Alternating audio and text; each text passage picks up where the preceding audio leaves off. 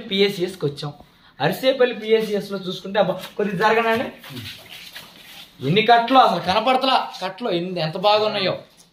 ఈరోజు అరిసేపల్లి పిఎస్సిఎస్ ఆయకట్ట కింద 1670 పైబడి ఎకరాలు సాగు చేస్తుంటే కనీసం ఎకరాకి వేసుకున్నా పోనీ, నేనైతే రైతులు కాదు, మీరైతే బాగా పెద్దగా రైతులు కదా, ఎకరానికి ఎన్ని బస్తాలు వేస్తాం? హీనంగా మనమైతే 2 మన పొలాలు సొంత అవుతాయో మీరే లెక్కేసుకోండి. మరి ఇక్కడ ఏం బస్తాలు ఉన్నాయో చూపించండి. ఒక్క బస్తా కూడా లేదు, యూరియా లేదు, డిఏపి లేదు, 28 లేదు. ఏమున్నాయి ఇక్కడ? ఏమున్నాయి? ఉన్నాయన్నారు. ఇవి ఒక్కటే కాదు, ప్రతి పిఎస్సిఎస్కి వెళ్తున్నాం, ఏమేమి ఎరగదీసి పొడి చేసి తీసుకొచ్చారో మీరు అన్ని చూస్తాం, మీకు చూపిస్తాం కళ్ళారా. నేను ఏమైనా గ్రాఫిక్స్ చేసి దాచేసానంటా కూడా లేదు. మీరు కూడా రావచ్చు, ఎవరైనా వస్తానంటే చూసి మీరు కూడా వెళ్ళొచ్చు. నెక్స్ట్ రోజు తీసుకుని మీరు కూడా ప్రెస్ మీట్ పెట్టి చూపించండి రైతులు అన్నారు. ఇది వాస్తవాలు చూపిస్తాం. ఖాళీ గోను పట్టాలని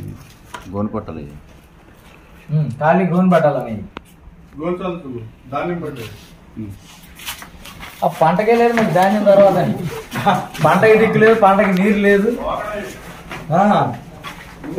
ఈ సంచులు తెప్పించారు మనం నిన్న కాక మొన్న కలెక్టర్ ఆఫీస్కి వెళ్ళి ఏదైతే ప్రజలకి రైతులకి ఎప్పుడు ఇచ్చే ఎరువులు, గవర్నమెంట్ నుంచి వచ్చే ఎరువులు రాకపోవడం జరిగిందో వాటి గురించి సార్ రైతులు ఇబ్బంది పడుతున్నారు, ఖచ్చితంగా వాళ్ళకి ఇవన్నీ అందుబాటులోకి ఉంచేలాగా చర్యలు తీసుకోండి. యూరియా బస్తాలు, డిఏపీలు కూడా లేకుండా రైతులు ఏ విధంగా పంట పండించాలి సార్?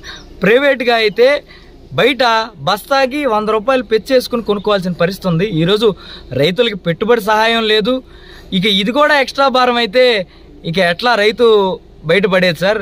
రైతు వ్యవసాయం మానుకునే పరిస్థితి వస్తుంది అని నేను మాట్లాడిన వెంటనే తగుదునమ్మా అని మన మంత్రి గారు చెప్పారు. లేకపోతే వీళ్ళు తయారయ్యారో వచ్చి ప్రెస్ మీట్ పెట్టి ఎవరు చెప్పారు? ప్రతి పిఎస్సిఎస్లో నిండుగా ఎరువులు ఉన్నాయి, ఎరువులకు కూడా మేము తెరకడితే దాని మీద నుంచి కింద పడిపోతాయని, బస్తాలు కింద పడతాయని తెరకట్టామని చెప్పారు. వీళ్ళు ఎంత నిజం చెప్పారో దానిలో భాగంగా ఈరోజు ప్రతి పిఎస్సిఎస్కి కదలడం జరిగింది. దానిలో భాగంగానే మీరు వెనకాల చూడొచ్చు, అరిసేపల్లి పిఎస్సిఎస్కి వచ్చాం. ఈ పిఎస్సిఎస్ ఆయకట్టు కింద 1675 ఎకరాలు సాగు చేయబడుతుంది. దానికి హీనంగా ఒక బస్తా యూరియా వేసుకున్న 1700 బస్తాలు కావాలి. దాదాపు 1700 బస్తాలు కావాలంటే ఒక్క బస్తా కూడా లేని పరిస్థితి.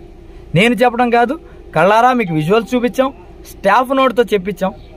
మరేమో బయటికేమో అంటే వాళ్ళకి అలవాటు అయిపోయింది. అమరావతిలో గ్రాఫిక్స్ చూపించి ఈ యూరియాకి కూడా గ్రాఫిక్స్ చూపిద్దాం అనుకున్నారో ఏంటో మాకు తెలియదు, కానీ ఇదే అబద్ధాలు చెప్పుకుంటా తొలి అడుగు అని తిరుగుతున్నారు. మరి రైతులు అక్కడ మిమ్మల్ని అడుగుతున్నారు, మీరేం భయపెడుతున్నారో నాకు తెలియదు, కానీ ఒక్క చోటైనా ఎరువులు సమృద్ధిగా ఉన్నాయి, నీళ్లు సమృద్ధిగా ఉన్నాయి, అసలు చంద్రబాబు నాయుడు గారు వచ్చాక రైతులు ఆనందంగా ఉన్నారని చెప్పే చోట ఒక చోటైనా ఉందా అని మిమ్మల్ని ప్రశ్నిస్తున్నా. సరే మీరు అన్నారు ప్రతి చోట ఉన్నాయని, ప్రతి చోట నేను తిరిగి చూపిస్తాను. లేని పక్షంలో ఎట్టి పరిస్థితుల్లో మీరు కానీ సత్వరమే రైతులకి ఎరువులు అందుబాటులో తీసుకురాకపోతే ఖచ్చితంగా రైతులందరితో కలిసి కూర్చుని జిల్లా కార్యక్రమం కింద బందర్లోనే మేము రైతులతో పాటు కూర్చుని దీనికోసం పోరాటం చేస్తామని మీ అందరికీ తెలియజేస్తాం.